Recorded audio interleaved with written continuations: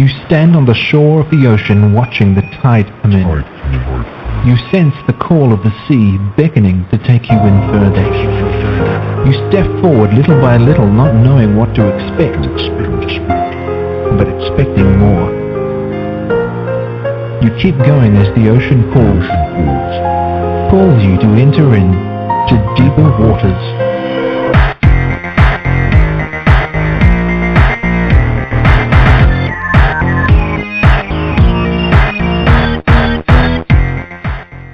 Everyone, and welcome to the Deeper Waters podcast. I am Nick Peters, your host, seeking to bring you the very best in Christian scholarship and apologetics. And today we're going to have a really good show. I had this in mind when I was talking with some Muslims on Facebook a while back, and we were talking about Mark, which is thought to be the earliest gospel. Whether it is or not, whether that's going to be a question we're discussing today.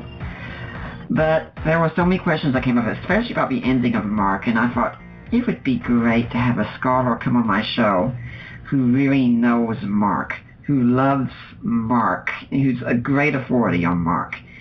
And I remember that I read a book that was called Jesus, the Temple and the Coming Son of Man. And the author of that book said Mark was his favorite gospel. And I know this guy, he's a very good New Testament scholar. I thought, this is the kind of guy I need to get on my show to talk about Mark. So we got him. So today, my guest is Robert H. Stein. Robert Stein is the Senior Professor of New Testament Interpretation at the Southern Baptist Theological Seminary in Louisville, Kentucky.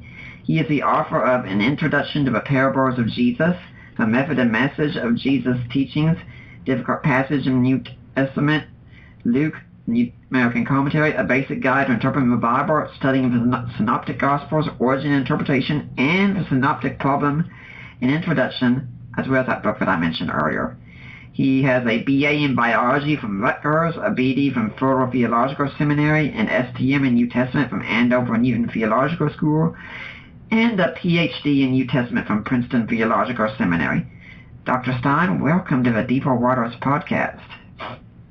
Well, thank you. I appreciate being called and conversing with you and sharing something of the Gospel of Mark. Good. Now, if my audience doesn't know who you are, can you tell us a little bit about how you got to be doing what you're doing today? Well, it was during my doctoral work that I began to have some courses, and one was a seminar on Mark, and I was so interested in it because it dealt with Mark as an editor and what he contributed to his gospel and how he shaped it to express his theological views. And then I did my doctoral dissertation on that subject and later wrote articles on it and have written articles ever since my graduation from Princeton.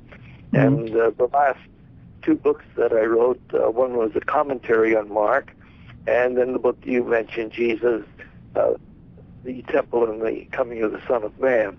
So I had a lot of interest in Mark over the years. It's my favorite book of the Bible in that sense. That's kind of surprising to hear because usually Mark is kind of neglected by a lot of scholars, and it's my understanding the early church also neglected Mark because, hey, most of the stuff can be found in Matthew and Luke anyway, so why pay attention to Mark? That's true.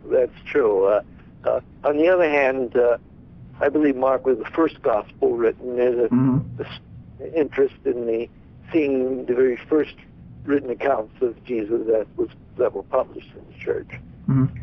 But what is it that you really like about Mark that's different from the other gospels? Well, in one sense, its shortness is somewhat helpful. It's crisp and precise. It has a very simple outline, and Mark states right at the beginning his purpose is to tell us about Jesus Christ, the Son of God, and that strikes a bell for me. The other Gospels, of course, do the same, but he does it in a forthright way that I appreciate. Yeah, Mark is kind of a guy who just pretty much cuts to the chase, right?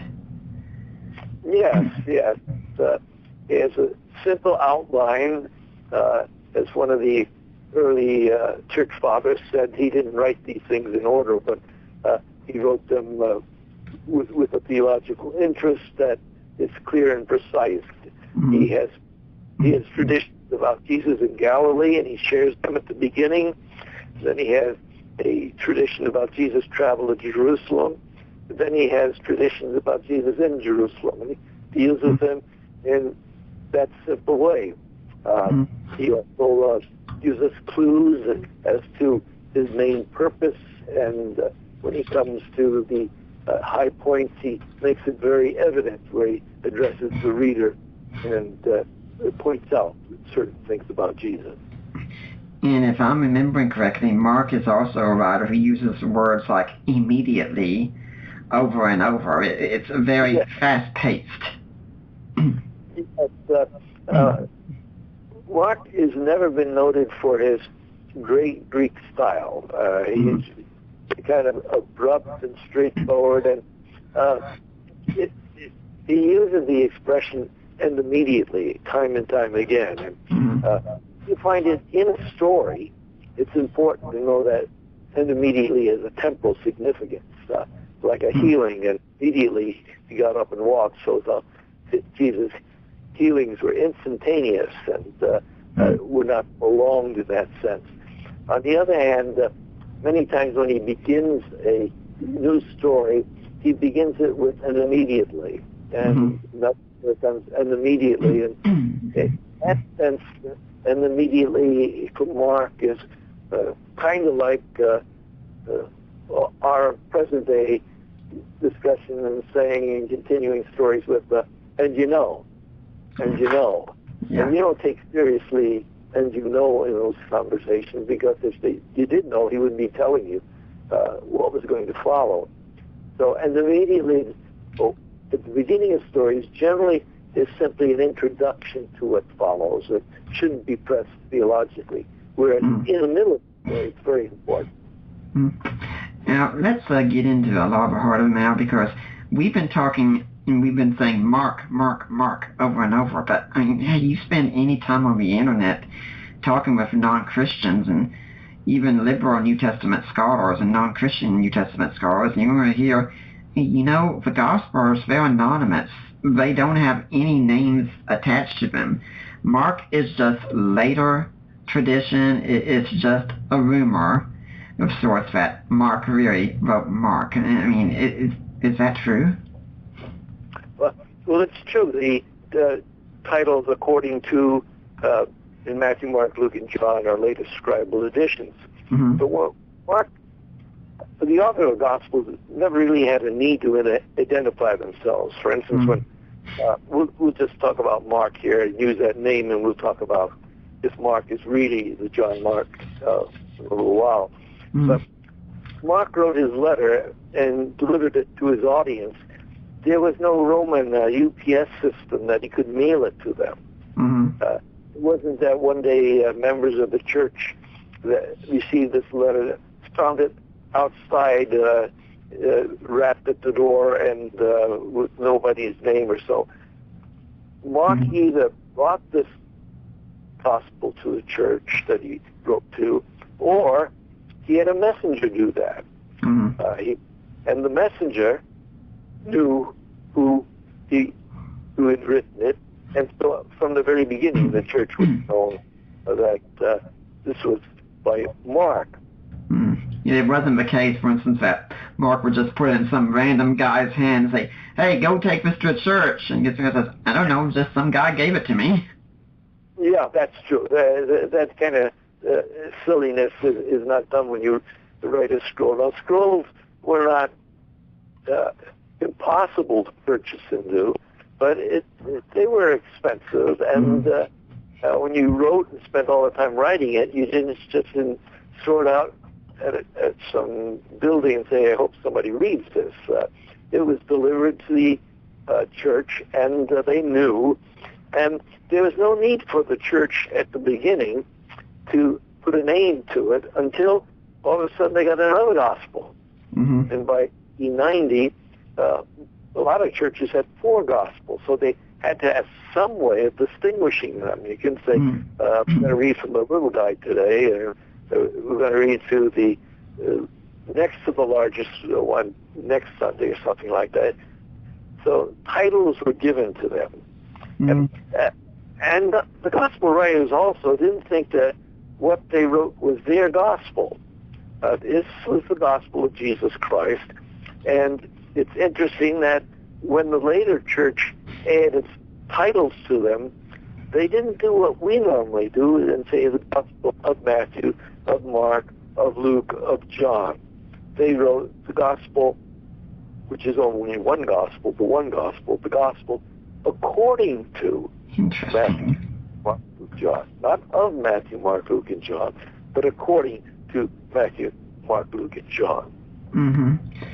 I want to ask you about a few things that you said on that. First off, just your commentary on this would be fine. I've interviewed on this show Rodney Reeves and Randy Richards together on the book they wrote with David Capes, who unfortunately couldn't make it for that recording, Rediscovering Paul, where they talked about the expense of letters in that book, that even a letter like Galatians, which was just 6 chapters long, would cost, I think, $500, or so it might have even been $700.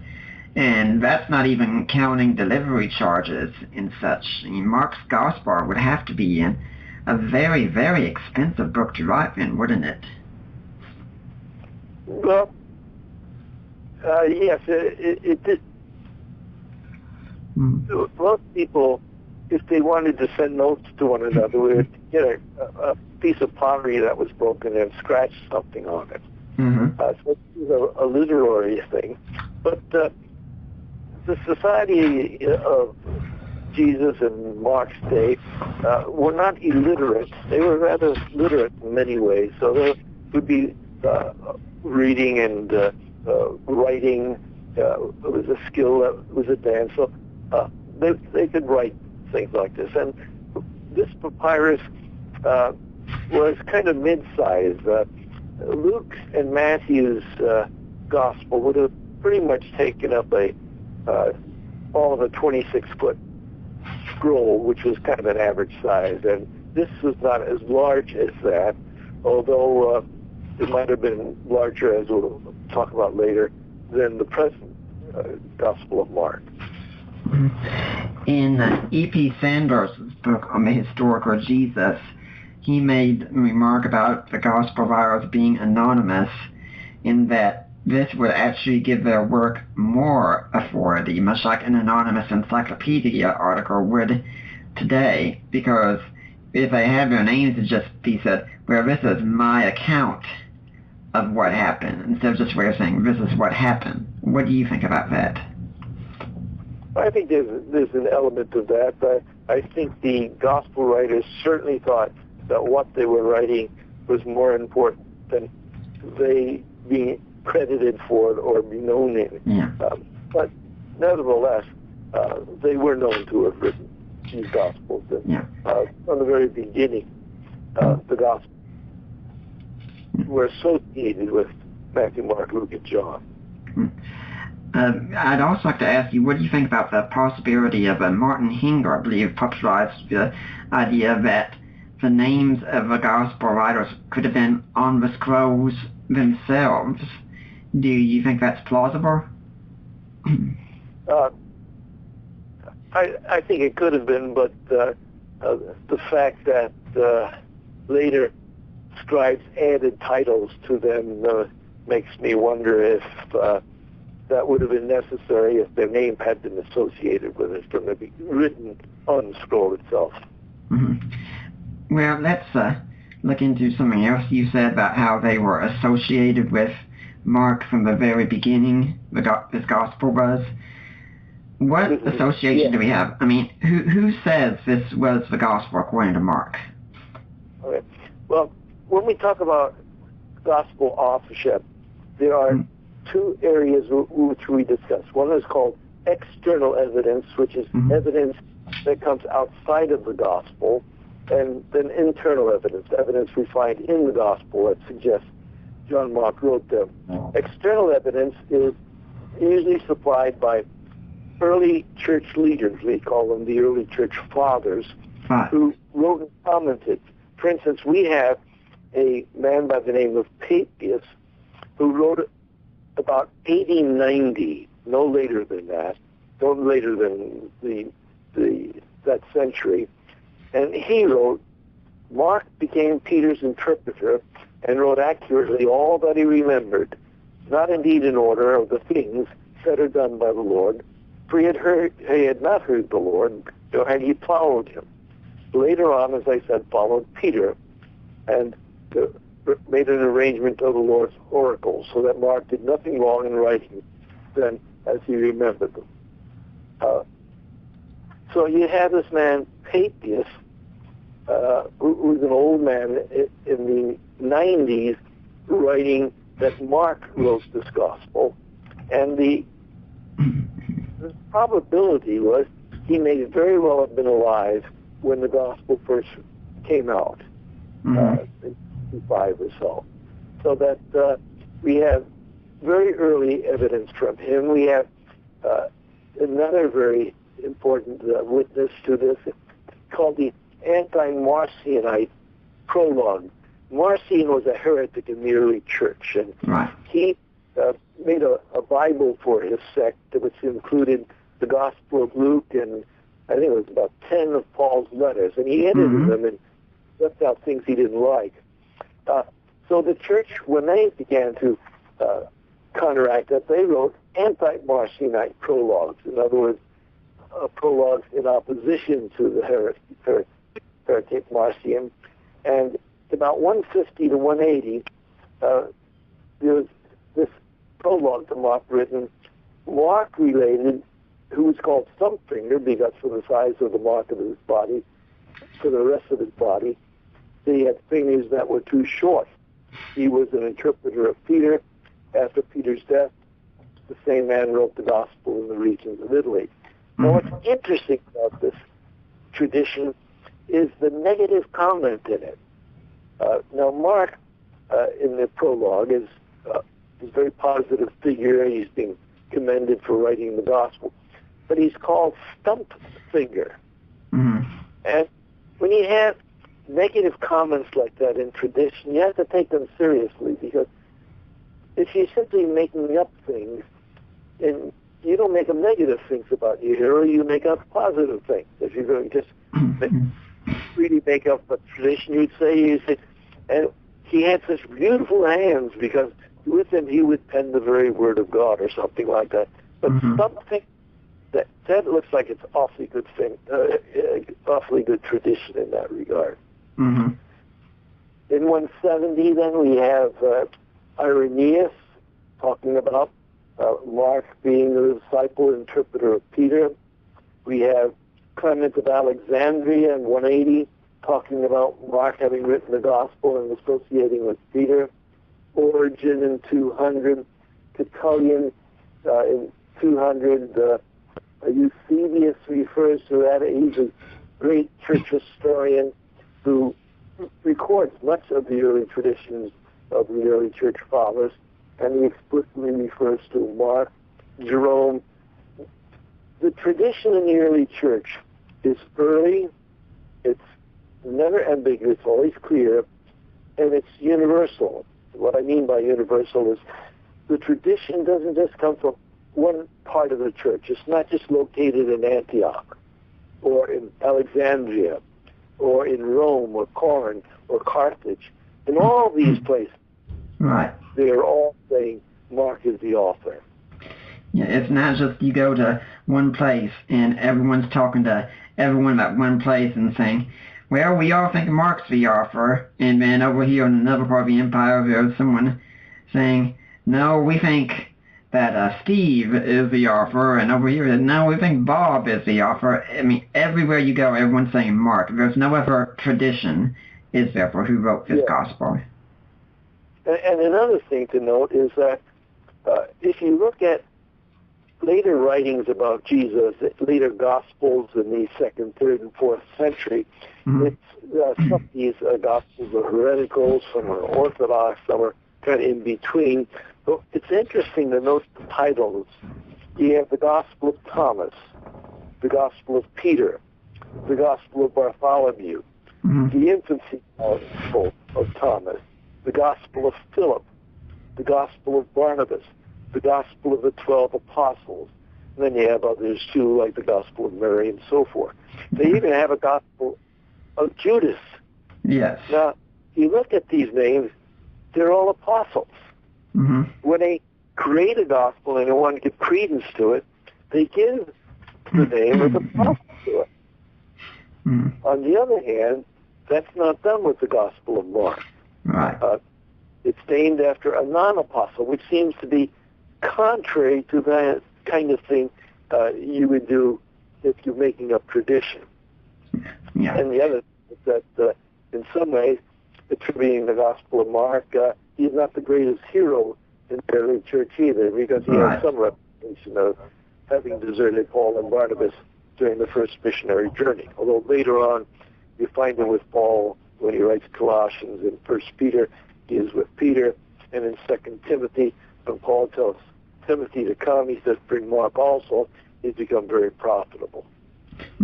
So, strong tradition. And the question is, why deny the tradition? What good reason do you have to deny who wrote this? Well, since you mentioned the Gospel of Judas, I'm just going to give a quick little plug here, but if anyone's interested, we've actually interviewed someone on this show twice. In fact, the last time he was on our last episode 2 weeks ago.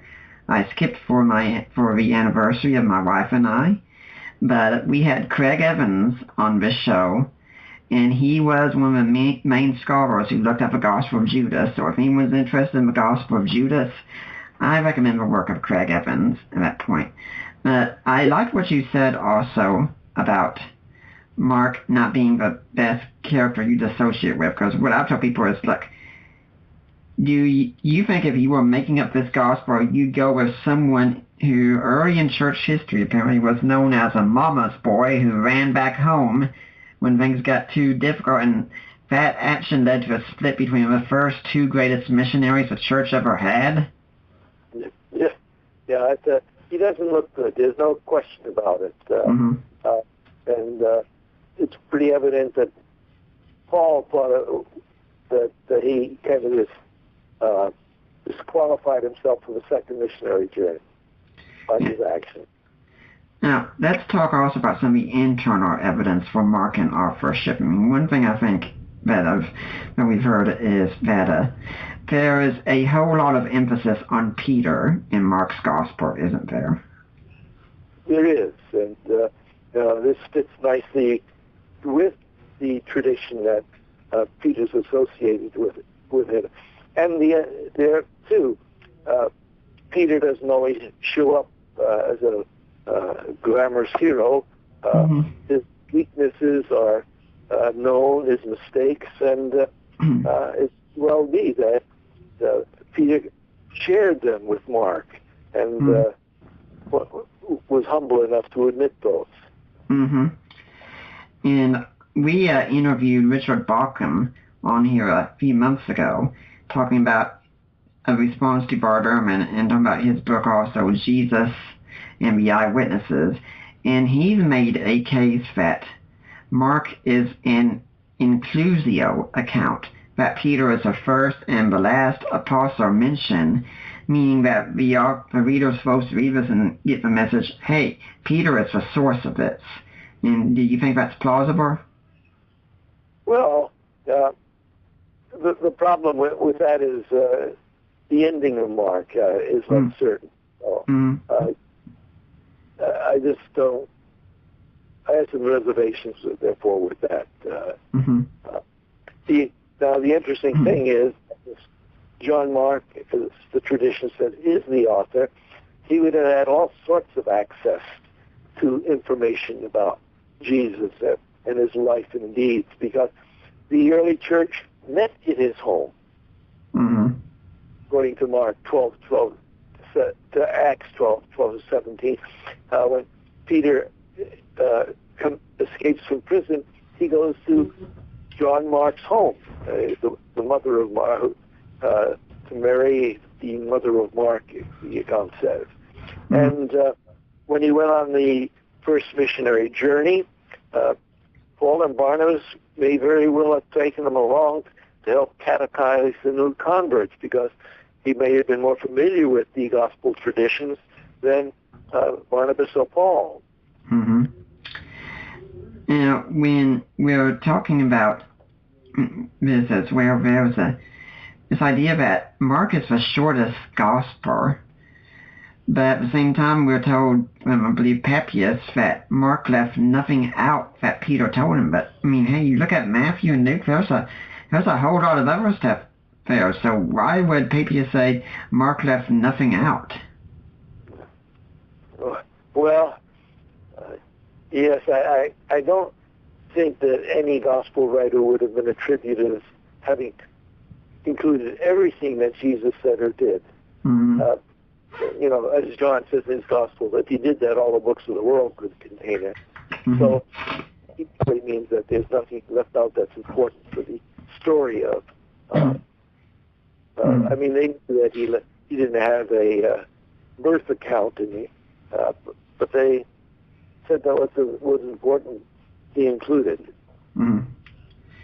Now, something else that a lot of critics say is that, well, why would Matthew and Luke, though, use the account of Mark and use it so much if Mark himself wasn't an eyewitness of what happened? So, I mean, the first thing to ask about is, for my audience, just in case they're not sure, did Matthew and Luke use Mark? And if they did, why would they do that? Well, they agreed with Mark. They agreed that when they read Mark that the traditions that they had learned were nicely written in Mark, and they could use that. Luke says that the gospel traditions had been written before he wrote his gospel, and that they had been written. What they wrote was the oral reports of the eyewitnesses and ministers of the word. Mm-hmm. And then he goes on and he says that he also wrote his in light of what the eyewitnesses reported. Mm-hmm. So that Luke attributes that after Jesus' death, the gospel traditions were not only referred to by the disciples, but controlled by the disciples. They were the eyewitnesses and ministers of the word, and they were the keepers of the tradition. Mm-hmm. So that Mark would have gotten these eyewitnesses reports in his own home, and through later on his contact with Peter, and that when Matthew wrote his gospel and Luke wrote theirs, they agreed with Mark so much they used him a great deal. Mm-hmm. It's like why invent him a second time? Mm-hmm. I also like to tell people who bring this up and say, well, if Mark is the account of Peter, Peter saw some things that Matthew, for instance, wouldn't see, since he was part of the inner circle. So Peter's account would be invaluable there. Well, that's true. And Luke, of course, was not an eyewitness, so right. Those traditions would have been his source of information. And that he's investigated these carefully for some time past, he says. Right.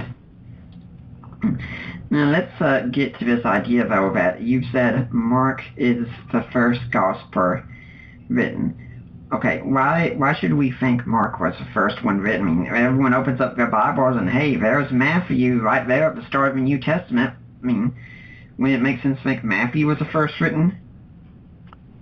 There are some that believe that, but most argue for the priority of Mark for a number of reasons. One, it's easier to understand Matthew and Luke adding materials to Mark, such as the Sermon on the Mount, the Lord's Supper, the Beatitudes, things of this nature, than Mark eliminating those things. Mm-hmm. And also, it's easier to understand their additions to Mark, in the way they have used Mark easier.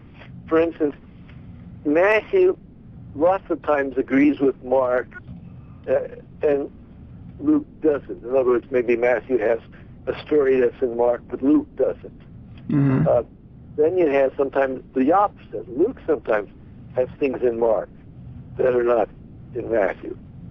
And it's easy to think of the reason Luke doesn't have what Matthew has is he doesn't know Matthew's gospel, but he knows Mark.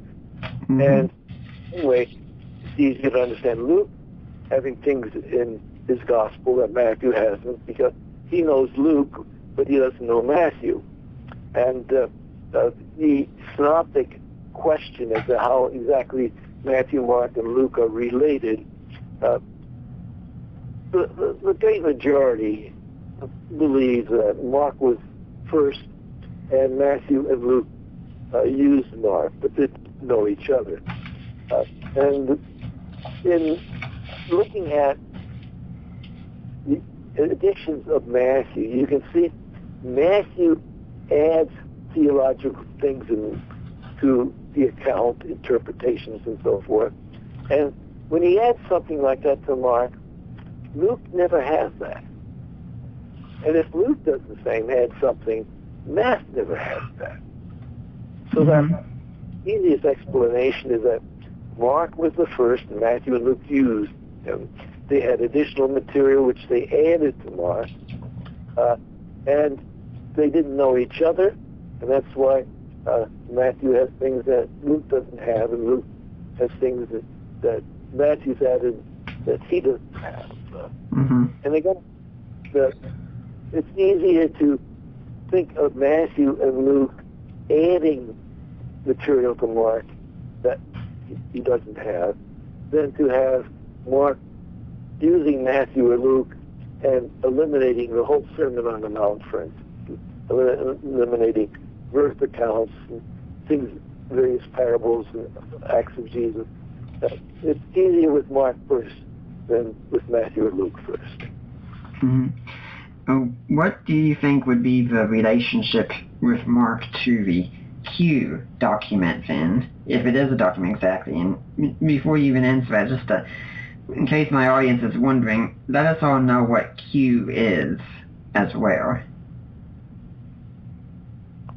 I'm sorry, I didn't hear you a lot.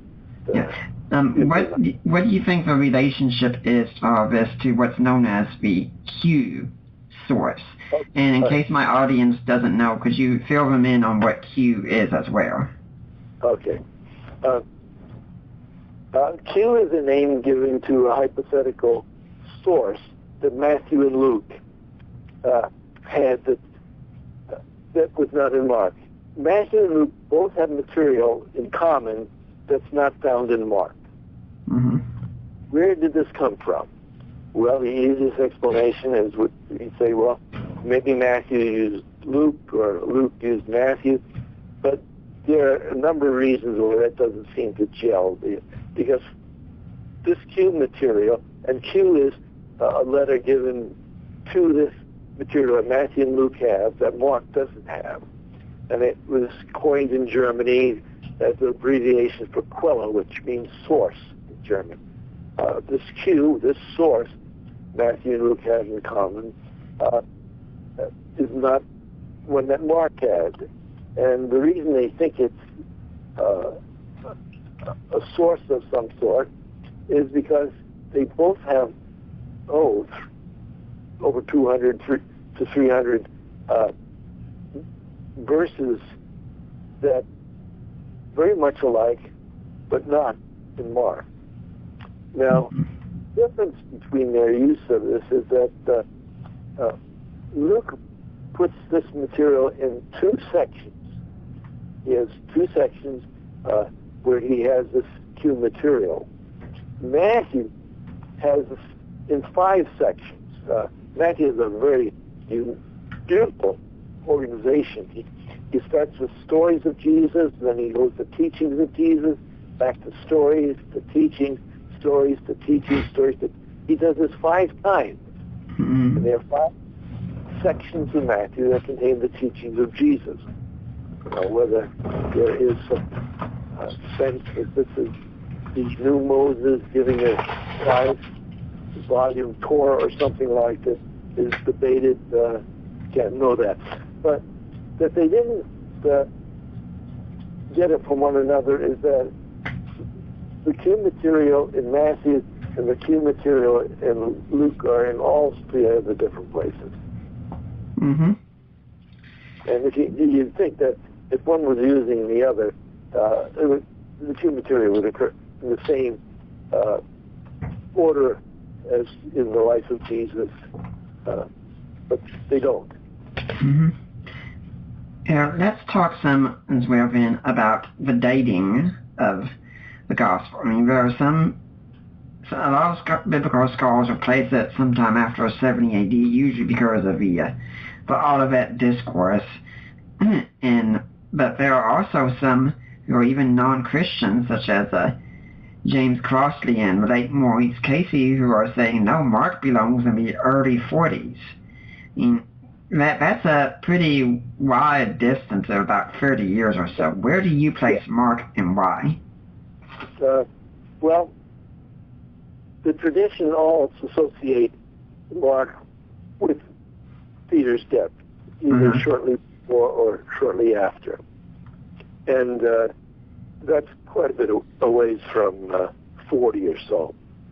I don't know why the traditions would have it that time if there was a tradition that was going on that Mark was written so much earlier. The other thing is Mark was a virtual unknown, a young man when he began his missionary journey in the late 40s and early 50s with Paul and Barnabas. And to have written the gospel before that looks like it's just too early for someone who we don't know anything about until 10 years or so after that. The other thing is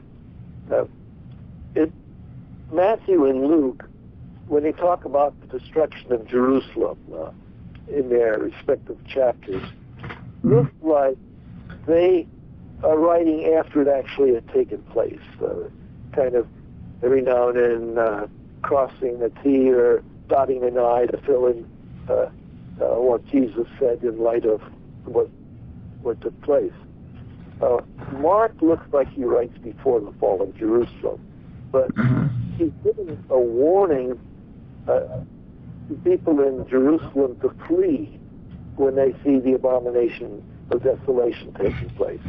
And most probably that takes place in the 60s. And here again, tradition says that the Christian church in Jerusalem had warning of the coming of the destruction of Jerusalem by the Romans, and they were to flee. In fact, there's a little statement where Mark writes, "But those who were in Jerusalem flee when they see this abomination take place." It looks like sometime in the 60s or so, that would have been more impressive than in the 40s to say, let him flee immediately from Jerusalem when it doesn't take place for another 25 years or so. Now, let's leap into some of what's going on. Well, actually, before we get to that, I was just thinking that Bart Ehrman, though, has said that's a pretty good time gap of maybe 30, 35, or even 40 years. And in his latest book, Jesus Before the Gospels, he's talked about how, well, memory, it's not always reliable. Sometimes facts get wrong and such. Why should we trust Mark's Gospel when it's so much later? Okay, here. Again, what Mark Ehrman is saying about passing on the Gospel's tradition is not what Luke, who was involved in the passing on of tradition and lived 1900 years closer to it than Bart Ehrman. Yeah. In other words, Luke says, for as much as many have undertaken to compile a narrative of the things among us, it says others have written, it seemed good to me, for having followed all things closely for some time past, to write an orderly account to you. But then he has said, these people wrote as they were delivered, as these traditions were delivered to us by the eyewitnesses and ministers of the Word. So Luke claimed his traditions had come from the eyewitnesses and ministers of the Word, Right. and that others had that tradition passed on to him. Not only that, Luke believes that Theophilus, who receives this letter, should have his faith confirmed by his letter. In other words, he wrote that you, Theophilus, might know the certainty of what you've been taught. Mm-hmm. If his traditions in the Gospel of Luke are different from the traditions that Theophilus has been taught earlier, Mm-hmm. that would not be right. There'd be Yeah. confusion, there'd be doubt. So his account of the traditions must fit the account that Theophilus has been taught earlier. Okay. Now, the other thing is, when Jesus taught, he taught in ways that would be easily memorized. He Mhm. taught parables. Right. He taught poetry. He used parabolic action. He used exaggeration. He used all sorts of ways of memorizing this material. And during the missionary journey, during Paul's ministry, the disciples were sent out on a missionary journey by Jesus. Mm-hmm. Now, when he sent them out, he did not say, well, whatever the Holy Spirit tells you, you just say it. They were his disciples, and they went out and spread the teachings that they had heard from Jesus, and they told about the actions that they had seen Jesus do. And in this missionary journey, they would have repeated that time and time again. If you went to one city and gave your teaching of Jesus and acts of Jesus lectures, and you went to a different city, you didn't use different acts and different teachings. You used the same ones over again. Mm-hmm. And so the disciple, having a missionary journey, repeating time and time again the teachings of Jesus and the acts of Jesus, they would have been indelibly marked in their minds. How Right. often do you have to know the parable of the Good Samaritan to be able to tell it? Right. How often do you have to tell the story of Jesus having healed Jairus' daughter, or when he was in a boat in the ocean and a great storm arose and he healed from the stuff? The disciples would have known this from the beginning, and they, from the time of the resurrection on, would have been proclaiming it in Jerusalem and in Judea, and later on even further out. And others like Mark and Luke, Mark would have heard them from the eyewitnesses many times, and Luke also would have heard them from eyewitnesses, because he spent several years in Jerusalem during Paul's imprisonment there. Mm-hmm. And I think it's safe to say that if we ever start thinking about the idea of the telephone game, or Chinese whispers, as it's sometimes called, being the basis for how oral tradition was spread, that's really just wrong entirely, isn't it? Yes. For instance, if somebody was repeating a tradition and something went wrong, they would have been told, no, it doesn't go that way, it goes this way, especially if the disciples were present and heard this. Mm-hmm. And needless to say, I don't think the disciples changed these stories. They may have added some comments here and there, may have left something out that maybe wasn't quite as important, but the story was the same. Mm-hmm. So the time of the missionary travels during Jesus' ministry, and after the resurrection, as they witness these stories again throughout Jerusalem to the Gentile world. Whenever I give an example of how the stories could be different and yet both be true and such, I give you an example. If we had, say, Jehovah's Witnesses or Mormons come by here, which it's Christmas time for me whenever that happens, and they come in and we start talking and such, that I'll call some people immediately. One set of people I'd call would be my own parents and tell them all about what happened and such. Then I'll call my in-laws after that, and my in-laws are much, much more apologetically in tune than my parents are. Those accounts are going to be different because my in-laws will understand a lot of things my own parents don't as well. But both of those accounts will still be true accounts. Surely. Mm-hmm. You've said that Mark would, the accounts would still be reliable and such, even though they were told years later. But let's push back on that some. We mentioned Bart Ehrman earlier, and in so many of his books, Bart Ehrman talks about his kind of Damascus Road experience, where he wrote a paper on Mark II, where Abiathar is referred to as the high priest. And where if you go back to that time, Abiathar wasn't the high priest. And Bart Ehrman says he wrote a long, long paper to show that Mark didn't make a mistake. And he got back to his professor, and his professor thought it was an excellent paper. And he just had a comment that maybe Mark's just made a mistake. And it was kind of like the floodgates open for Ehrman at that point, and inerrancy started going further and further down here. So what about, did Mark make a mistake? Mm-hmm. Yeah. No, what is the alleged mistake again?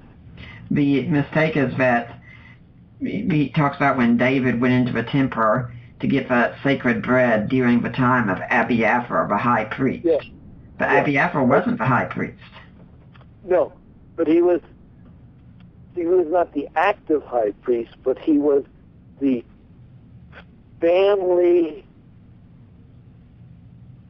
high priest leader whose descendants were from him. And it may be that he associates what the sons who became high priests were with what Abiathar, who was their father and had them in his loins or something like that, was high priest.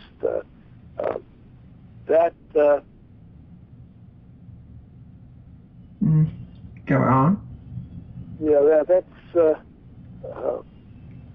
I don't remember exactly how I dealt with that in my commentary, but I think it might have been something like that.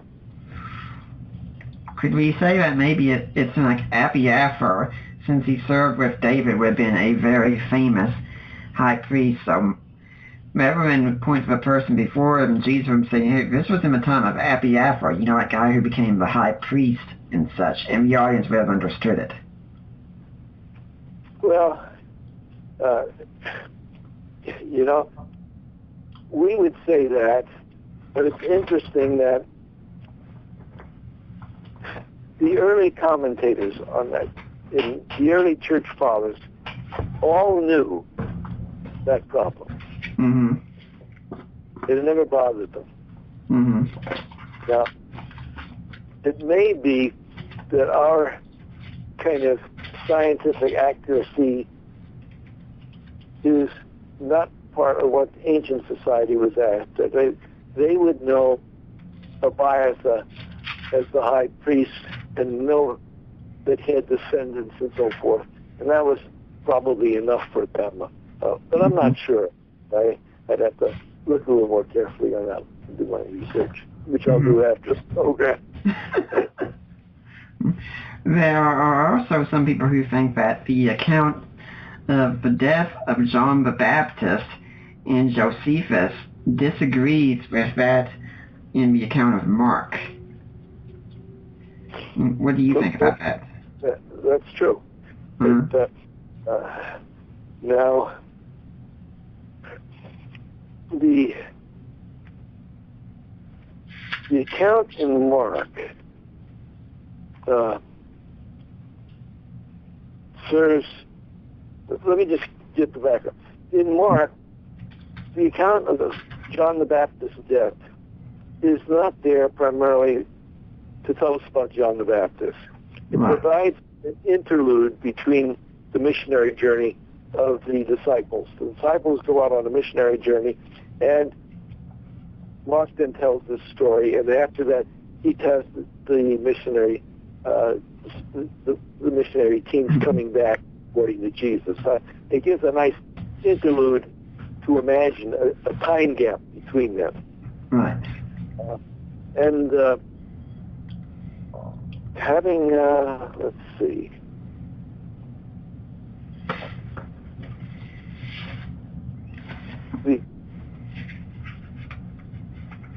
I'm trying to think how I worked that out. And I remember I wrote out something that I'm not that kind of persuaded me that it made sense, but for the life of me, I can't remember it now. You have to excuse me. My memory is not what it used to be. Make an allowance for my age.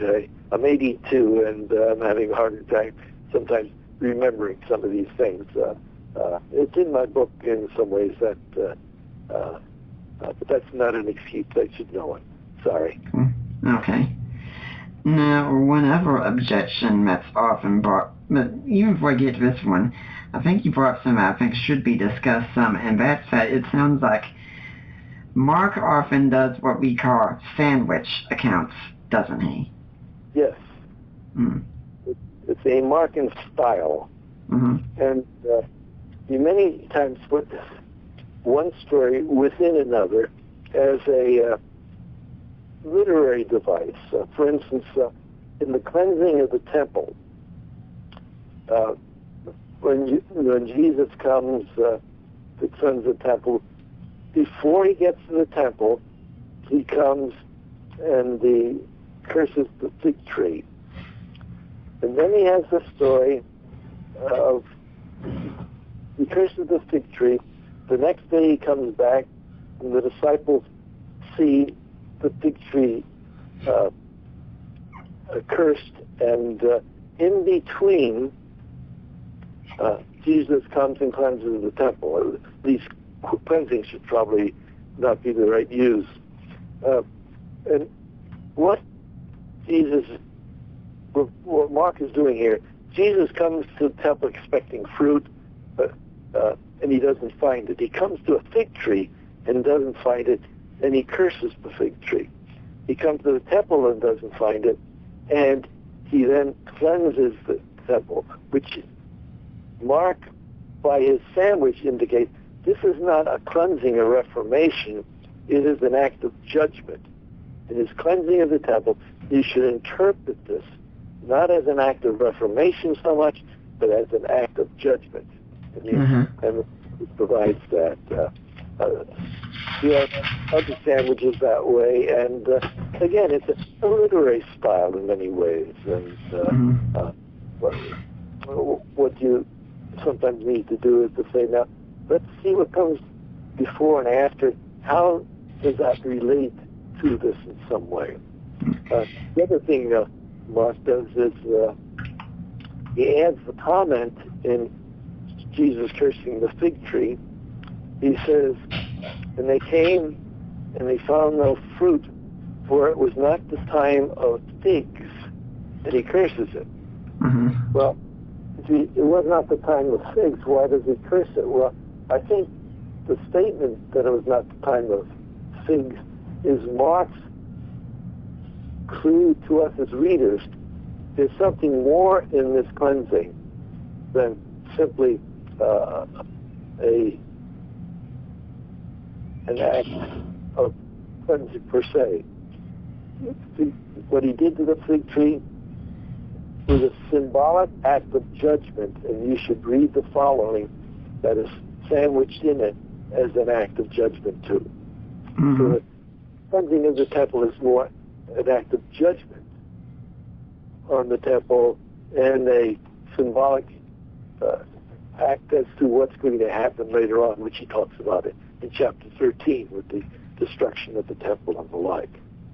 Yeah, so when we get to Mark 6 also, the Ken Bailey, the late Ken Bailey, wrote in his book, The Good Shepherd, about this kind of thing going on, that Jesus pretty much sends out his disciples on a sort of miracle tour. They're supposed to go through, heal all the diseases, and talk about the coming of the kingdom. And then right in the middle, he's got the death of John the Baptist suddenly put in there. Then the disciples come back, and there's a huge crowd waiting there. And the whole question is, okay, Jesus, we know John the Baptist is dead. We know that you be the next one in line. We know your disciples just went on a miracle tour. What are you going to do now? Well, it's evident that Jesus has no concern about trying to escape death. Right. He does not want to die prematurely, and that's why he tells his disciples, keep my messiahship under wraps. Don't tell anyone. Right. Because we'll have an immediate confrontation with Pontius Pilate, and everything will go awry. So he is prepared to die, and I think certainly what John the Baptist is a forerunner of Jesus and his death is a shadow pointing to the cross, and the gospel readers know. It's not that the cross is going to catch them by surprise, and so when they see what happens to John the Baptist, they realize, well, that was going to happen to Jesus too. And they read accordingly. Bailey also says that Herod would have known about Jesus as well, and this crowd of 5,000, which is just 5,000 men, not counting women and children, says there definitely would have been some spies of Herod's in the audience. So it's also kind of a movement asking, okay, Jesus, are you going to take up arms and be the Messiah who's going to lead us in a revolution against Herod?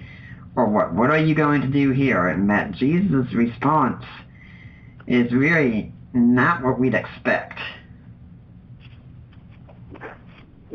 Well, it's clear that he makes every attempt to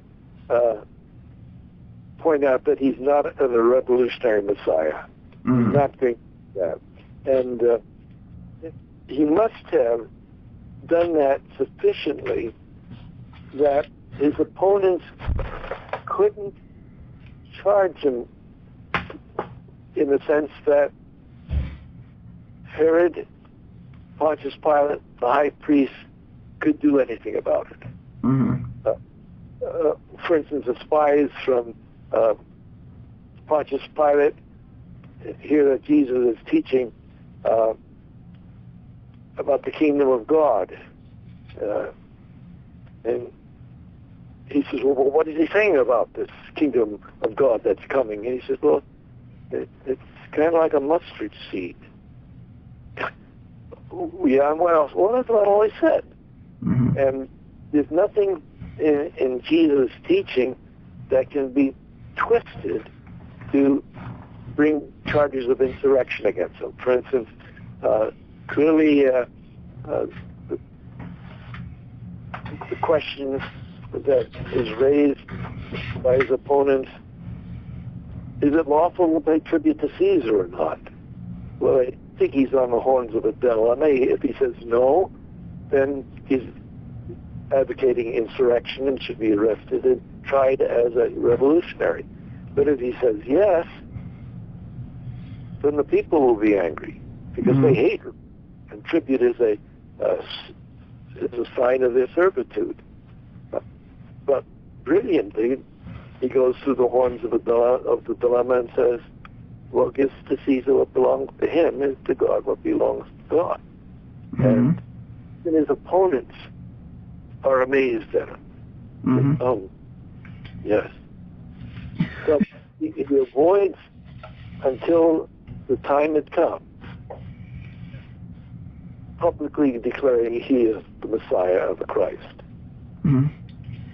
I'd like to remind everyone right now that you're listening to the Deeper Waters podcast. I am Nick Peters, your host. And right now, we've got Robert Stein on. We're spending this episode talking about the Gospel of Mark. But if you're here next week, we're going to jump across the pond again for some more scholarship over there. And we've got a very good guest coming from over there. Now, if you know anything about the Roman Empire, you know it was full of gods everywhere. It was a rich pantheon of gods. And today, we don't really talk about those gods much because Christianity came, and Christianity was the destroyer of the gods. And in fact, Destroyer of the Gods is the name of the book that we're going to be talking about, and it's about how early Christian distinctiveness existed in the Roman world. What made Christianity distinct from all the other religions that were around at the time? And I've got right here in my hands, in fact I've already read it, an advanced copy of the book. It's an excellent book that I've already read. And we're going to be interviewing the author, Dr. Larry Hurtado, next week on the Deeper Waters podcast. So if you're interested in hearing about what makes Christianity unique in the Roman pantheon, we'll come back here next week. I hope you will. For now, let's get back to the Gospel of Mark with Robert Stein here. Let me just comment a minute. Okay. You had Craig Evans on your program. You had one of 2 or 3 leading evangelical scholars of our day. He's an outstanding New Testament scholar. Larry Hurtado is another super scholar, especially on this area of history. So your audience will have a real treat next week. Thank you very much. And if anyone else is interested, just look through the podcast feed and such on iTunes, on my website. I'm pretty sure you'll find a scholar somewhere on there that you will like.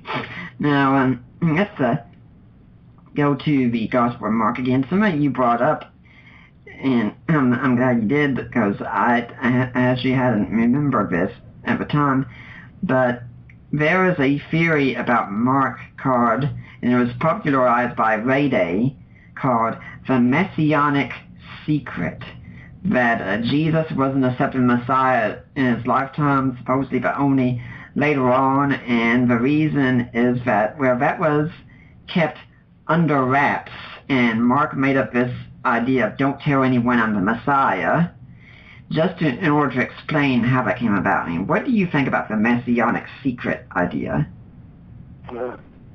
Well, this was made famous by William Breda, and it doesn't work. There's a perfectly good reason why Jesus did not want publicly to be proclaimed as the Messiah. And the reason for that is immediate confrontation with Rome. Right. So he acknowledges throughout the book of Mark that he is the Messiah. And the demons confess that. And so in Mark, his messiahship is shouted out from the very beginning. In fact, the very first verse, which I want to talk about later, says, the beginning of the gospel of Jesus Christ, the Son of God. If I could just leave a quick comment right there at that point. Jean-Dominic Cross, I understand, has said that if you read that, that would be a way of actually saying, in your face, Caesar. Well, that sounds more like a teenage, rebellious kind of Jesus. But he's a mature person. He has his mind made up. His mind is the cross, and he shows his way to the cross with dignity. And as a king, he, even when asked, "Are you the Christ, the Son of God?" he replies affirmatively, but with reservations in one sense. He says, you have said so. I'm not going to deny that. You have said so, but you have worded the question. Yeah. At that time, the time is ready, and what's interesting is that never does there appear to be any really revolutionary actions by Jesus that would mean I'm going to take up arms against Rome. Right.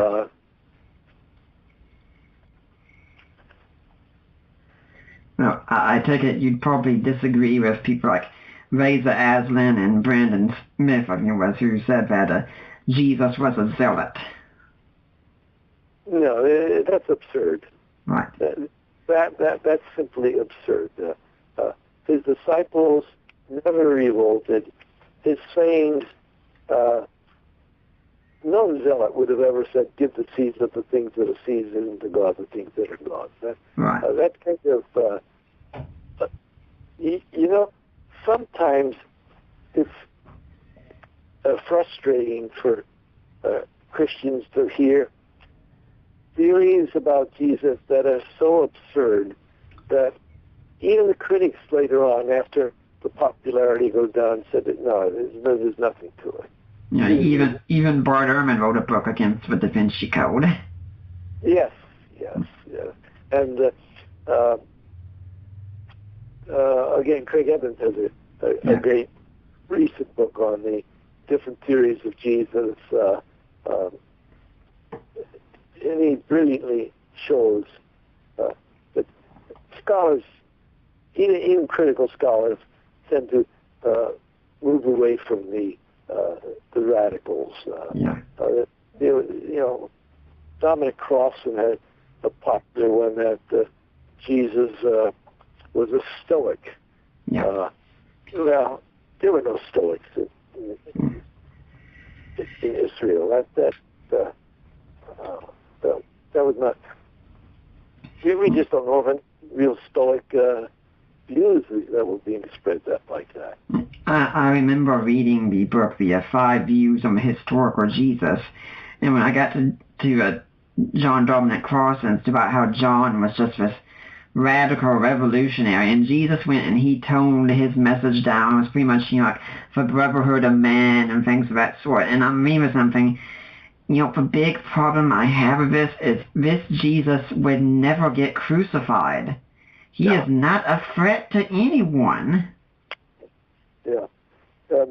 And notice that the Jesus of Dominic Crossan is a politically correct liberal.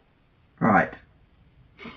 And it was Albert Schweitzer who said, we should not make Jesus in our own image. Mm-hmm. And he brought out of the 18th and 19th century Germans primarily, and there were others, French, Italian, and Americans and English, but they were primarily made Jesus in their own image. And some of the critics simply said that this kind of scholarship is looking down a deep well and seeing an image, not recognizing that it was not Jesus, but your own.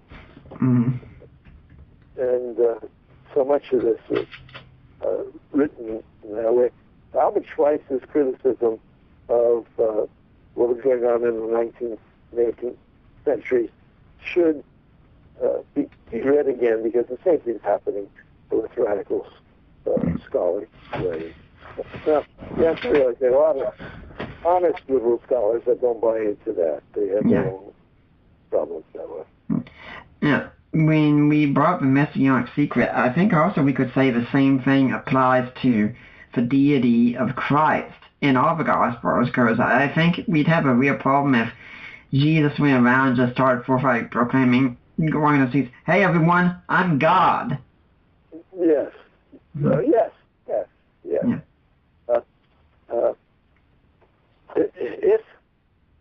If his purpose is theological in the sense of dying for the sins of the world, much of the criticism, well, why didn't he do this, why didn't he do that, becomes pretty evident. It would interfere with what he was intending to do.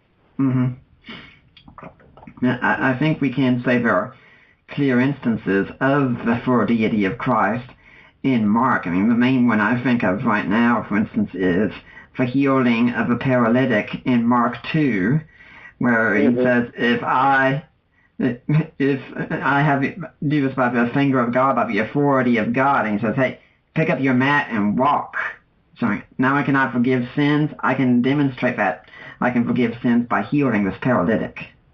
Right, yeah. And you have others as well. For instance, in the Jesus stilling the storm and on the Sea of Galilee, when the disciples wake him up, he says, speaks to the wind and the waves, and he says, silent, be still. And the storm ceases. Now, what's interesting to note is that nowhere in all of ancient literature does any man ever still a storm. There's no account of that anywhere. Now, they may pray to God, and the storm is stilled. But in this account, Jesus doesn't pray to God. He speaks to the wind, and it becomes calm, it ceases, and he speaks to the waves, and it comes calm. He commands the wind and the waves. Only God. In the Psalms, it's God who is the master of wind and waves and weather, nature. In this account, it's Jesus. And in the healing of the paralytic, he does not say, son, your sins have been forgiven by God. But he says, their sins are forgiven. I forgive you. And they know that. They say, he's doing that. And no one can forgive sins but God alone. So, in our Protestant services, many of our churches have a prayer of confession, and where the congregation prays a prayer of confession. And then afterwards, the minister does not say, I forgive you of your sins. He says, be it known that the Bible says if we confess our sins, he is faithful and just to forgive us our sins, cleanse us from all unrighteousness. Be assured, therefore, that God has heard our prayer and that God has forgiven us of our sins. With sanction. But Jesus can forgive sin. Only God can. Yes, but Jesus can. Only God can control the wind and the waves, but Jesus can. When you were talking about liberal ideas and such are pretty radical, there's definitely one about the Gospel of Mark that needs to be brought up, and that's Dennis MacDonald's theory, which Richard Carrier has been popularizing a lot lately in his Jesus mythicism, and that's the idea that the Gospel of Mark isn't reliable because it's basically a telling of the Homeric epics. What do you think of this? If you look carefully, there's a very great difference. We just looked at one. In the Homeric epics, a storm may be stilled by prayer to the gods, but that's no analogy to what we have in the Gospels. In the Gospels, Jesus fills the storm. Right. So when you look at the details, they're not similar at all. If you want to look for analogies, don't go to Homer. The biblical writers were all Jewish. Their Bible was the Old Testament. And if you look for analogies, you find them in the Old Testament. You don't find them in Homer. Yeah. It's my understanding that really Dennis MacDonald's theory didn't catch on to too many scholars, including non-Christian scholars. Yeah, but the shock value coming out at first is so much greater than it deserves. That's what's frustrating. It looks like the press looks for these kinds of things, and anything that would detract from biblical Christianity is promoted and looked upon with great great excitement. But then, as things begin to calm, the value of the argument begins to be seen as being very weak and rejected. I think one example of that's happened in recent times was when Karen King found that fragment of a manuscript that's supposed to mention Jesus having a wife. And all of a sudden, so many skeptics I saw online jumping up and down saying, see, this is it, Jesus was married. And, thinking, okay, you find one fragment from something centuries later and it's immediately reliable, but all the accounts we have from far earlier, those are just untrustworthy now?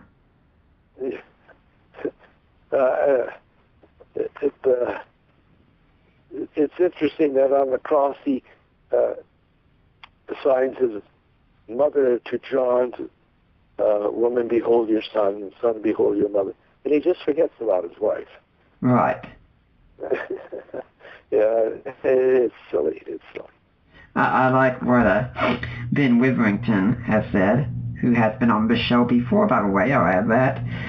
He talks about how when Jesus came out of the tomb and Mary Magdalene is there to greet him, that Mary Magdalene never says anything like, oh, Jesus, you're back. Let's go listen to some James Dobson lectures together and reignite our marriage and go off and just be happy together. Yes. Mm. Well, it's just like in politics. Some people believe what they want to believe, and the evidence is irrelevant. You have an agenda. There are an awful lot of people with agendas that are contrary to traditional Christianity. You kind of wonder if there is something wrong about having this inner rebellion against Christianity that you always want to find fault with it and find anybody who criticizes it becomes your hero. Now, I'd like to ask about another idea in Mark that a lot of critics seem to jump on. When we get to Mark 7:31, it says, Jesus traveled on his way through Tyre and Sidon, eventually returning to the region of the Sea of Galilee. From there, he pressed on to the area of the 10 cities. Now, critics will look at this and say, well, geez, if you know anything about the geography of the area, you don't go through Tyre and Sidon in order to get to Galilee or the Sea of Galilee. There are far better ways to get there. Has Mark made a geographical error that shows he's not very familiar with the geography? Well, there's another error that also comes up in that regard, and then might as well share that and we deal with both at the same time.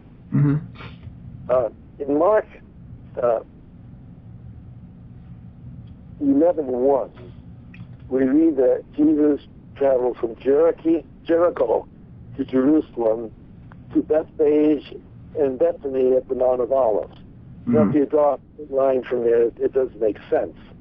But the one thing about Mark is when he describes a journey, he first names the point of departure, and then it was Sidon in the one and Jericho in the other.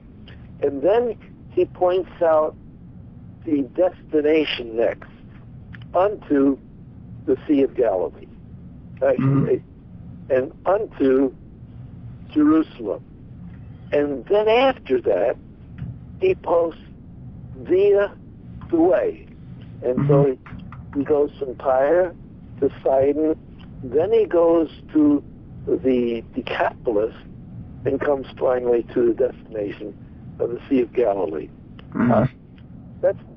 That's not a roundabout way, but on the other hand, Jesus being in Tyre, which is never doubted, is not roundabout either.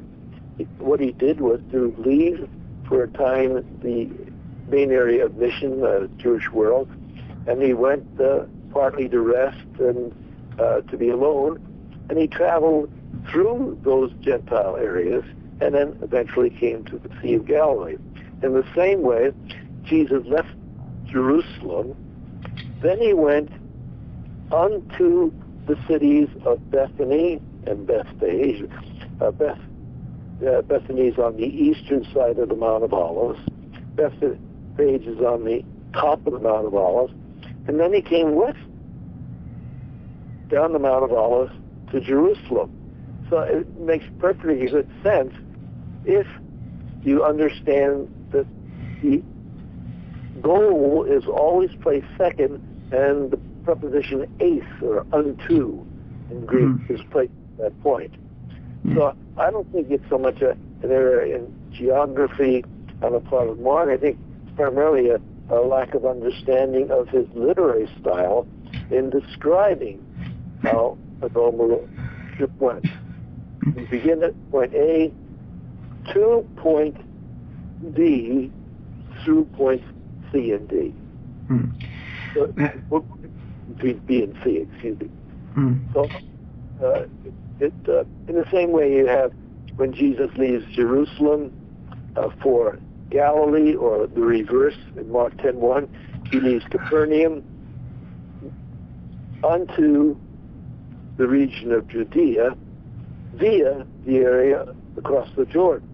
So he doesn't go to Capernaum to Judea to the region across the Jordan. He goes from Capernaum towards the region of Judea, but when he comes to Galilee, he crosses over to the eastern side, so he doesn't become ritually unclean by going through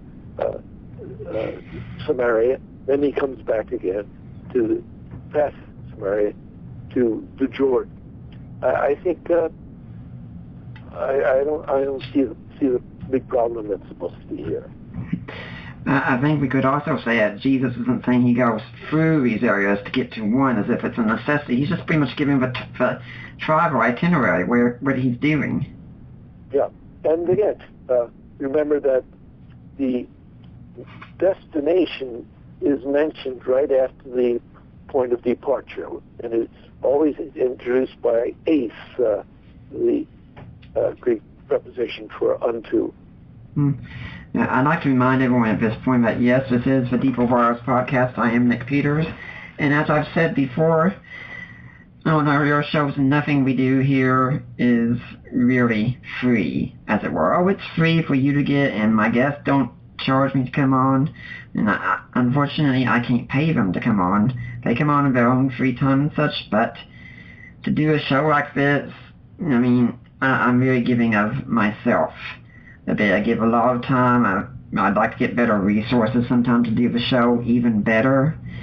And of course, there's all the time reading the books. And oh gosh, we all know for me it is just suffering to have to read all these books over and over. Oh yeah, that's a great part. Anyway, I would really like your help with this. Now, if you can, please consider a financial donation to Deeper Waters. If you want to do that, you go to our website, deeperwaters.ddns.net. Now, if you go there on the left, on the sidebar there's a section that says Help Support the Work of Deeper Waters Christian Ministries. You click a link in there, and it takes you to the ministry of Risen Jesus. You've gone to the right place still. Don't think that we've been hijacked or anything. Risen Jesus is the ministry of Mike and Debbie Lacona, and they're my in-laws, so they help with raising the money and such. They have a 501c3, they're tax deductible, and so if you go there and you make your donation, then you contact Allie or I, or Mike or Debbie. Contact one or all of us or any combination and say, hey, I made a donation. I want to go to Nick Peters. I want it to go to Deeper Waters. We will get that donation. We'll get all of it. It will be tax deductible. And if you can become a monthly donor, that works even better. You become the bread and butter of what we do. And honestly, I wish there was some great way I could repay you. But unfortunately, right now, there isn't, other than my just simply saying thank you. And I'll tell you that whenever I see that someone's made a donation, they've become a monthly donor, I just get very happy about it. It means a lot to know that this program means so much to you that it's worth investing in. And if you're interested in other ways, you can go to Amazon. I actually have some ebooks there, some that I've co-written, such as Defining Inerrancy or Groundless, where we looked at the atheism of Dan Barker, or the book God and Natural Disasters, which I co-wrote with an atheist on the question, do natural disasters disprove God? It was a debate we had back and forth. And if you're looking for still another way to give, well, one of my friends has this one set up where, guys, I'm not sure if you've noticed this, but women tend to like jewelry. I mean, it somehow puts a smile on their face. A lot of times we don't get that, but they do. So if you're wanting credit for a future screw-up, which I know you're going to make, or if you want to make up for that past screw-up, which I know you've already made, then why not consider getting your lady some jewelry? Or if you're thinking of something even greater, like popping the question, well, jewelry is kind of essential for that one. So go to the link there, and it gets you to Premier Jewelers. My friend Lena Klester runs that. The code word is love. If you need some help getting there, just contact me. Whatever you purchase, 25% of that will go to Deeper Waters. Now, Dr. Stein, do you have some organization or charity that you'd like to see people donate to? Well, yes. I taught my last years at Southern Baptist Theological Seminary in Louisville, Kentucky, and I believe they're doing a wonderful job in training men and women for ministry. And I think if you're interested in contributing to Christian higher education, Southern Baptist Seminary in Louisville, Kentucky is an excellent choice. Would that be SBTS? SBTS, right. Okay.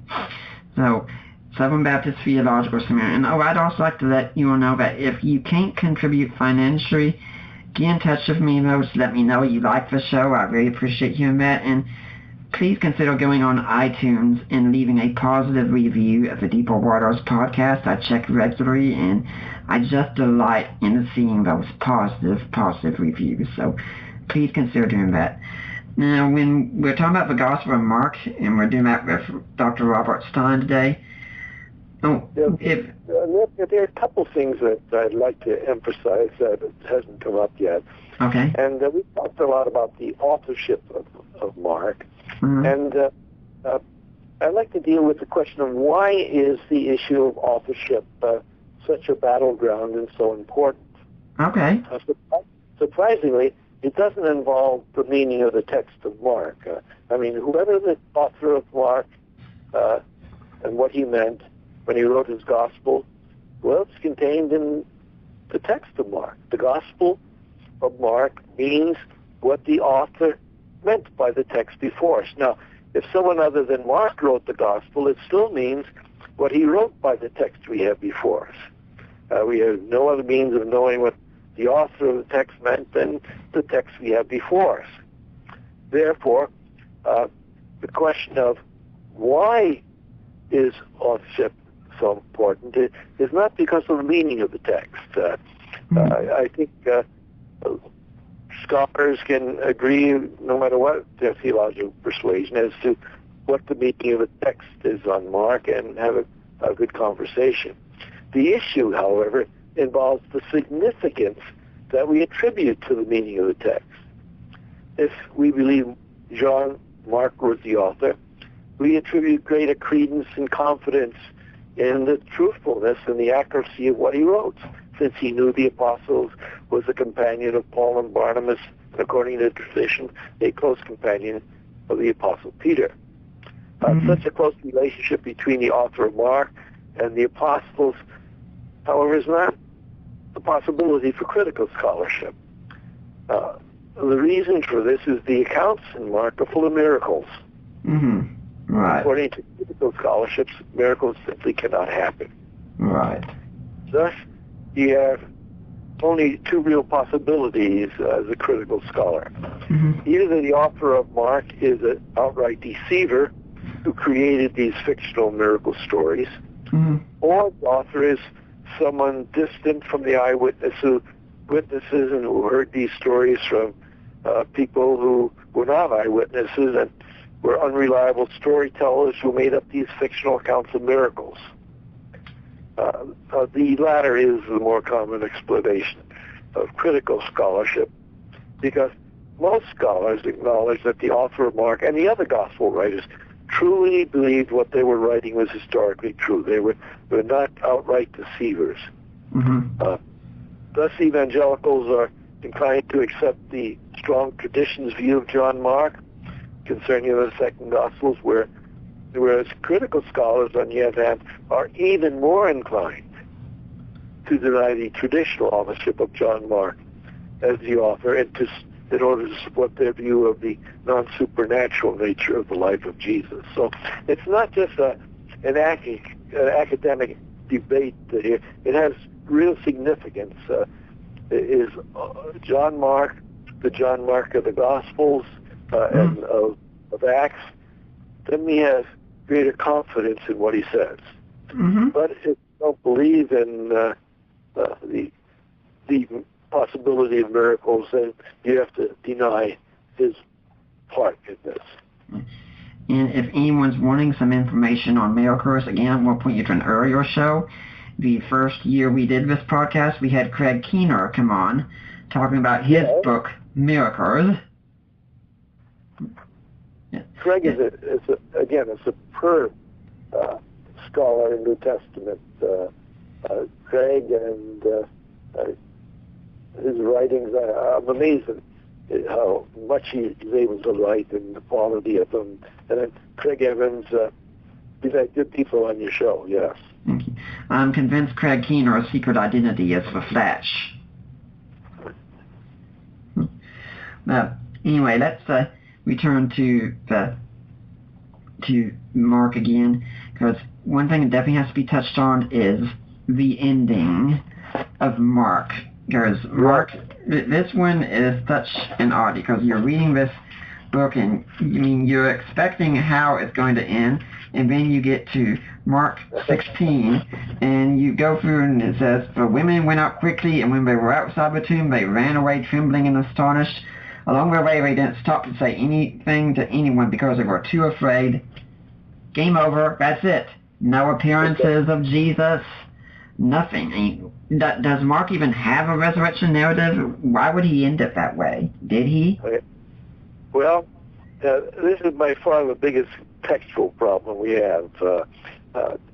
Almost everyone agrees that the two endings, the shorter ending as it's called, and the longer ending of Mark, are not written by Mark himself. The shorter ending most people may not know of, but let me just read it. "And all that had been commanded them, they told briefly to those around Peter. And afterwards Jesus himself sent out through them from east to west the sacred and imperishable proclamation of eternal salvation." Now that shorter ending is found in only 4 unsealed manuscripts. Unsealed are Greek manuscripts that use capital letters. Right. And after about 1,000 or so, the primary Greek script was minuscules, which were small letters. And they, of course, after a while, you realize writing capital letters is a lot more difficult than writing small letters. But 4 unsealed manuscripts date from the 7th to 9th centuries. And its non-Markan grammar and style is very apparent. There are 34 words that are found in, the there are 34 words found in that short ending, and 9 of them are not found in Mark 1:1 to 16:8. It's an unusual amount of unmarked words. And the expression, the sacred and imperishable proclamation of eternal salvation, reflects a much later date than 80, 65, or 70. Though it takes the shorter ending very seriously. Right. The longer ending, one which in the King James Bible is found without any note to it, it just goes from 16:1 to 20. That longer ending has better textual support, but it's not found in the very best two Greek manuscripts we have. Those are Codex Sinaiticus, and the abbreviation for that is the first letter in the Hebrew alphabet, Aleph, and the other one is Codex Vaticanus, described by capital V. Now, early manuscripts also that have this ending frequently have an asterisk or some other marking at the beginning of that section, indicating that the scribes did believe that this was really part of Mark. And various early church fathers who write and refer to Mark, Clement of Alexandria, Origen, show no knowledge at all of this ending. Right. And when we get to Eusebius, the great early church historian, and Jerome, who is the author of the most famous early church translation, the Latin Vulgate, they both state that almost every Greek manuscript they knew lacked this ending. As to the ending itself, it's decidedly unmarked in style, vocabulary, theological content when you compare it to 1:1 to 16:8. Now, I pointed it out, and you've asked about my relationship with the Gospel of Mark. Since my seminary days, when I did a dissertation on Mark, I've written quite a bit on Mark in articles and in commentary, and I have a fairly good feeling of knowing Mark and his style and vocabulary. I'm not in any way pretending I'm a great scholar in knowing the vocabulary and so forth, but after 50 years of studying Mark, I have a feel for his vocabulary and style. Right. When I leave Mark 1:1 to 16:8, and I come to 9 to 20, this is someone I've never known before. I don't know this man. I don't know his style and so forth. So it clearly, and just about everybody would agree that this is not a Mark in style. Probably it was composed sometime in the 2nd century. Now, the question is, what do you do with it? Especially since most of our English-speaking world knows it from the King James Version, where there's no separation between the two passages. When Mark 16:1 to 8 goes right into 9 through 20. Now, the English Standard Bible separates 16:9 to 20 with a note between verse 8 and 9, and it states, some of the earliest manuscripts do not include 9 to 20. Then it adds this ending, and then there's a note, a footnote acknowledging the unmarked nature of this passage and warning that it should be used with caution.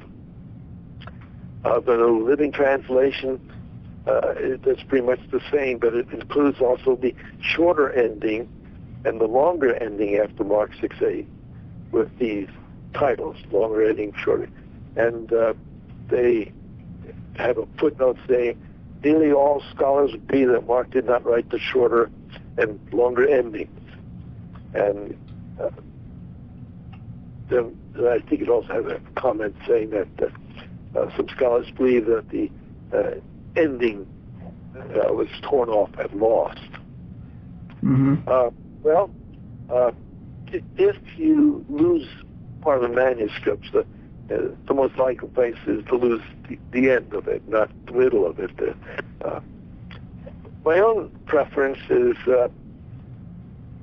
not to do that with the two endings, to simply end at verse 8, and then at the end of verse 8 you could have a footnote including the two endings and the reasons why these are not being considered as part of Mark. I just prefer, when I wrote my commentary, they gave me a question when I handed it in, and I said, why didn't you do any commentary on the 20 in chapter 16? And I said, I don't believe Mark wrote it, and I therefore don't want to have people think that, even if it's found in a footnote, that it should be thought of as the Word of God and inspired in any way. And the best way is to simply omit that. I like how... Yeah, okay, excuse me. I like how you also talk about how this was known to the early church. They knew about the long ending of Mark, even in the 2nd and 3rd centuries and such, because so many times I have internet skeptics and such come up to me talking about problems in the text of the Bible, and they'll point to Mark 16 as if no one really knew about this, where now we know about this, and I just want to say congratulations, you're 18 centuries behind the times.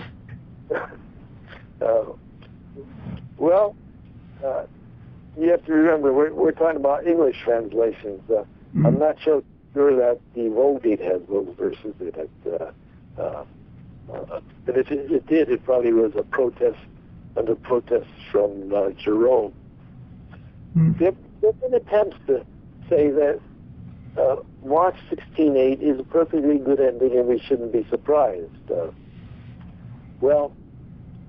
The last two words, for they were afraid, in Greek are ephebunto gar, and it's most unusual, and we do not have any clear evidence of any Greek book ever ending with a gar. Attempts to have scholars today legitimatize the ending and give an interpretation of it that is meaningful. It's strange because they all are interpretations that sound 20th and 21st century existentialist. It doesn't sound at all like the early church.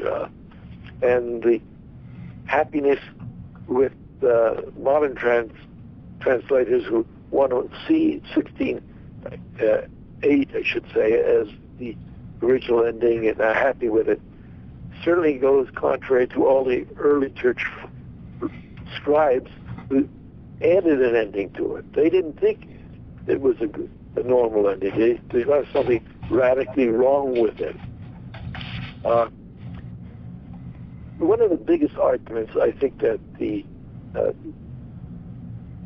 gospel didn't end at 8 is that there are two prophecies of Jesus in which he speaks of returning after his resurrection and meeting the disciples in Galilee.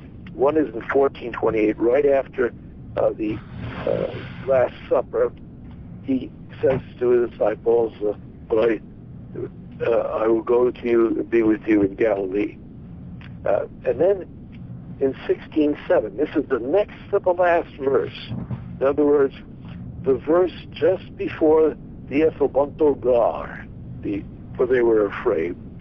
He said, the angel says to the women, now go tell the disciples and Peter that Jesus is going before you into Jerusalem. There you will find him. It sets us up for Jesus meeting the disciples in Galilee. And if the original ending was 16:8, that prophecy is not fulfilled.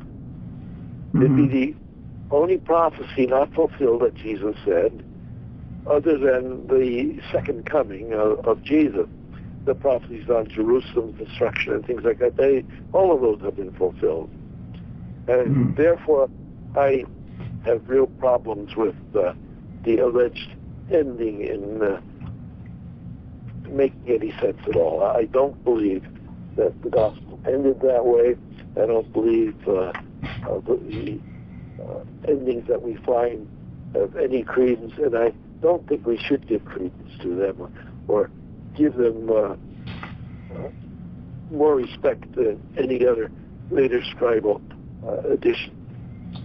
But is the Gar ending, though, totally unheard of? Maybe not in books, but in literature. I did interview a couple of years ago Daniel Wallace on the show, and he did have one of his students do some research to find other Greek writings of the time that did end in Gar. And I don't think he definitively came down that side, but he did say it is possible still, though. It's possible, and there are some sentences that have ended that way, but there's no known clear example of any book ever ending that way.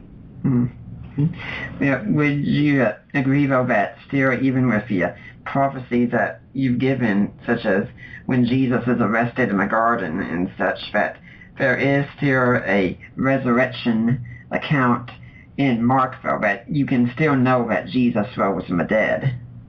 Oh, yeah, 16:1-8 is a resurrection. The women come, they see an empty tomb, and the angelic messages, he is not here, he is risen as he told you. So that's a powerful resurrection.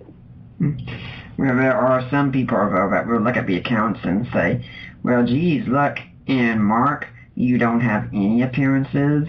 In Matthew, you start having appearances. In Luke, you have Jesus coming in eating with his disciples and being touched. And then in John, you have even grander appearances and such. I mean, this is just an evolution in the accounts that they're getting more and more legendary.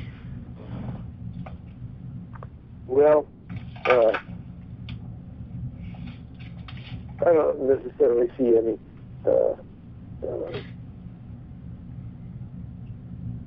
major evolution in Matthew and Luke, at least.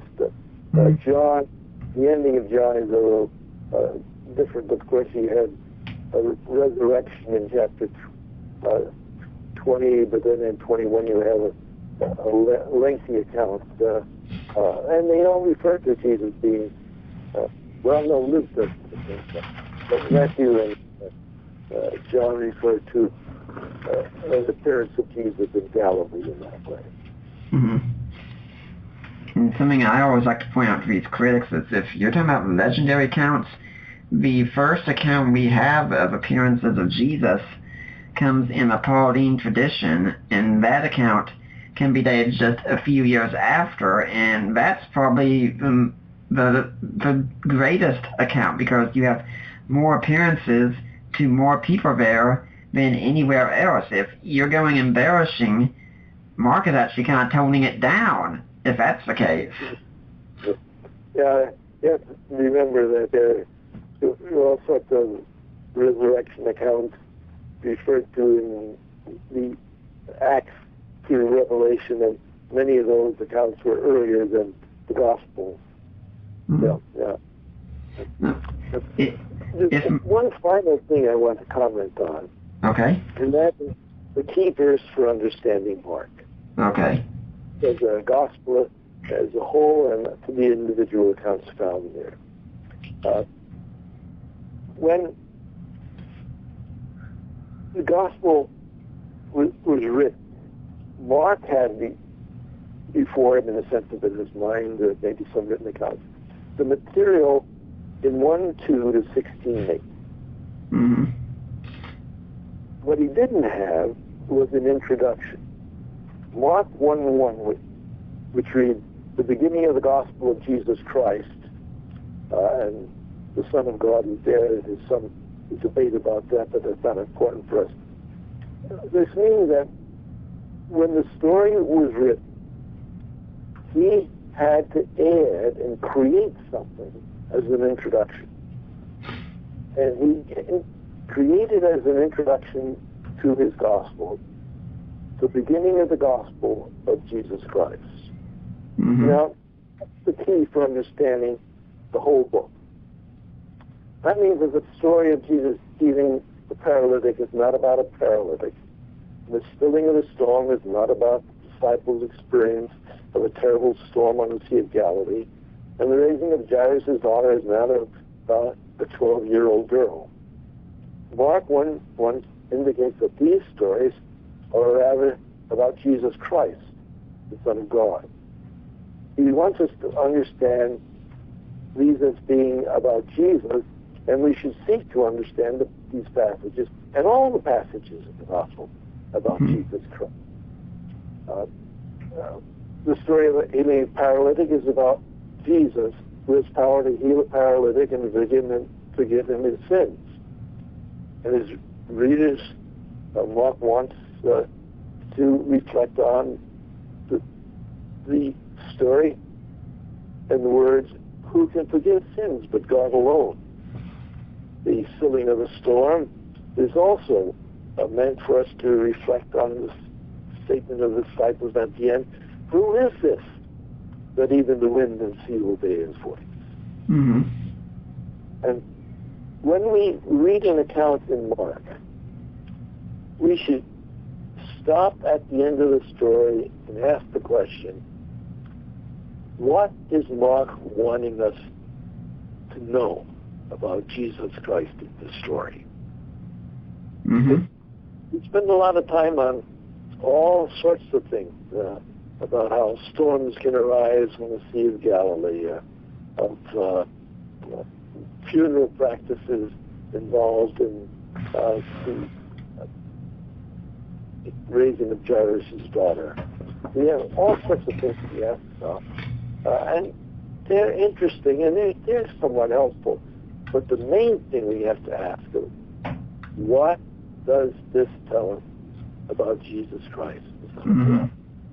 Christological in nature. And I would ask the readers to pay attention now. The story's not about the disciples, it's not about Herod, it's not about John the Baptist, it's not about the Pharisees and scribes. It's about Jesus, and what does this story tell us about Jesus Christ? And then I guess you could say if Mark 1:1 is the most important verse in the Gospel, that we could say that the most important question comes in Mark 8. It's asked the disciples, but we could just say it's asked to us, and that's, who do you say that I am? Mm-hmm. Mm-hmm. That's the Christological turning point, yes. The main way of trying to outline Mark is either by geography, 1 to 9, Galilee, 10, the trip to Jerusalem, 11 to 16, Jerusalem, or by the turning point in Mark 8 when he asks, who do men say that I am? And then he asks, who do you say that I am? When they confess that he's the Christ, Jesus tells them, don't tell anyone. And he begins at that point, and that point only, to tell of his death. At that time on, he began to show up for his future death. So that probably is the dynamic of the story as far as the turning point. Yes. So ultimately, we shouldn't make the mistake that the church fathers often sadly made of discounting Mark. That Mark really still has a whole lot to teach us today, doesn't it? Oh, yes, and it's a wonderful gospel. Its brevity is sometimes helpful. It concentrates the main thoughts about not so much his teaching, although there's some of that, but about who he is, what he did, and what it means to follow him. Mm-hmm. And we can still look, we've discussed a lot of objections and reasons for discounting Mark, but at the end of the day, I think we can just look and say that Mark is still a pretty reliable account of Jesus, and Jesus as Messiah and resurrected Lord. Would you agree with that? Oh, yes. And another thing to remember is that he is writing to an audience that's Christian. Mm-hmm. He doesn't have to explain titles like Jesus, Son of God, and so forth. They know that. He's writing to an audience that's familiar with the story. And he emphasizes it and brings it together, partly perhaps because the death of the eyewitnesses was removing some of the most powerful testimonies of Jesus, and they did not want to have these lost. And some tradition says that that's precisely why Mark was written. After Peter's death, they asked him to preserve these things. Now, there's some conflict here. Some say that he wrote this before Peter died, and that Peter even read this. So we don't know, but it's around the time of Peter's death and the beginning of the dying off of the eyewitnesses, ministers of the word, and probably an urge to write these things down, preserve them, became stronger and stronger as the eyewitnesses died off. So on the other hand, you know, if you had the choice of hearing, say, me read the Gospel of Mark, and of going down to the stadium and hear Peter share his experiences with Jesus, I doubt there would be many coming to hear me. Right. The eyewitnesses were there. We would want that. Yeah. But after that, the text takes the place of the living voice and becoming the written voice of the life. Well, Dr. Stein, unfortunately we're coming to the close of our show. Do you have a blog, a website, an email, a way that people can get in touch with you if they want to find out more? Sure, if they want to contact me about something, my email is big, B-I-G, red, the color, R-E-D, neb, N-E-B, bigredneb at AOL.com. Okay. Yeah, happy to interact. And do you have any final thoughts you'd like to leave today for the Deeper Waters audience?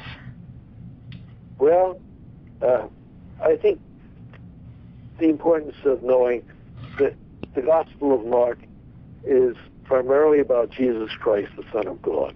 And that Mark has, I believe, in the inspiration of God, given us a reliable and accurate account of that, that we shouldn't read into it our standards of how to tell distances of travel, but accept what the biblical author does in regard to his style and so forth. And that I trust that some of this will help the reader come to know the Jesus of Mark and love him better. Well, Dr. Stein, I'd like to thank you for taking your time to be with us today, and hopefully we'll see you back here again sometime. Well, happy to, and I appreciate the honor of being able to share. I'd like to remind everyone that next week, Larry Hurtado is coming on, talking about his book, Destroyer of the Gods. For now, I am Nick Peters, and I am signing off.